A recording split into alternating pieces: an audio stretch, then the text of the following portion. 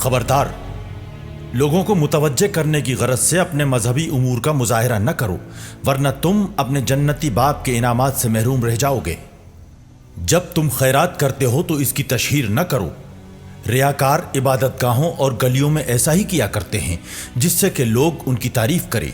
मैं तुम लोगों से यह कहता हूं कि वो इनाम पा चुके हैं।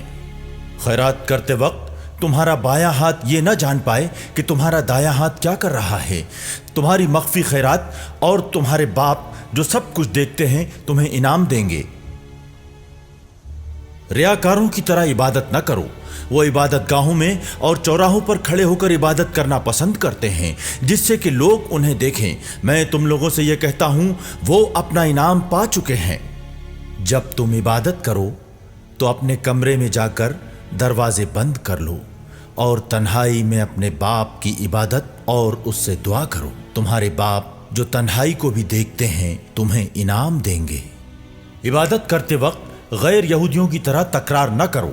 वो समझते हैं कि लंबी लंबी इबादत और दुआएं करने से हमारी सुनवाई होती है। उनकी तरह हरगिज मत बनो, क्योंकि तुम्हारे मांगने से पहले ही तुम्हारे बाप जानते हैं कि तुम्हें किन किन चीज़ों की ज़रूरत है। तो दुआ ऐसे किया करो, आसमान में रहने वाले ए हमारे बाप, आपका नाम मुकद्दस रहे, आपकी बादशाही आए। जिस तरह कि आपकी मंशा आसमानों में पूरी होती है उसी तरह इस दुनिया में भी पूरी हो। हमारी रोज़ की रोटी हमको इसी दिन दें। हमारे गुनाहों को माफ़ करें जिस तरह हमसे गलती करने वालों को हम माफ़ करते हैं। हमें आजमाइश में न डालिए बल्कि बुराई से हमारी हिफाजत फरमाइए। दूसरों की गलतियों को अगर तुम माफ़ करोगे तो तुम्हारे बाप भी तुम्हारी गलतियों को माफ़ करेंगे। अगर लोगों की गलतियों को माफ़ न करोगे तो आसमानों में रहने वाले तुम्हारे बाप भी तुम्हारी गलतियों को माफ़ नहीं करेंगे।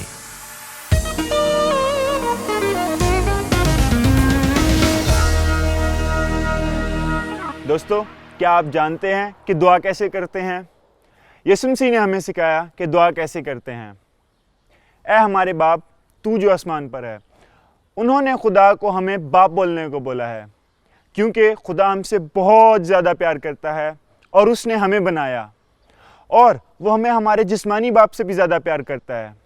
इसके बाद उन्होंने हमें आसमान की बादशाही को आने का बोला कि हम उसके बारे में दुआ करें ताकि जितने भी लोग हैं वो आसमान की बादशाही को देख सकें और हर कोई खुदावंद यीशु मसीह के मुताबिक अपनी ज़िंदगी गुजार सके।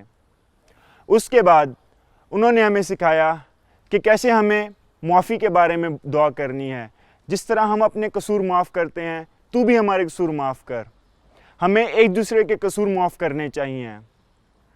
और उसके बाद हमें किसी भी आजमाइश में ना पड़ने दे।